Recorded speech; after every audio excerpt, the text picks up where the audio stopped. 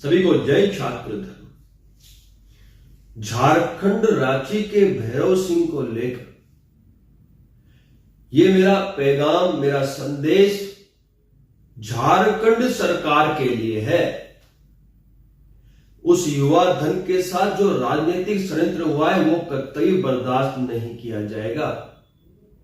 शीघ्र अतिशीघ्र भैरव सिंह की रिहाई सरकार सुनिश्चित करे, अन्यथा पूरे झारखंड में आक्रामकता से हम सभी प्रदर्शन करेंगे और आने वाले समय में मौजूदा सरकार और इस पार्टी को वोट की भाषा में भी जवाब देंगे।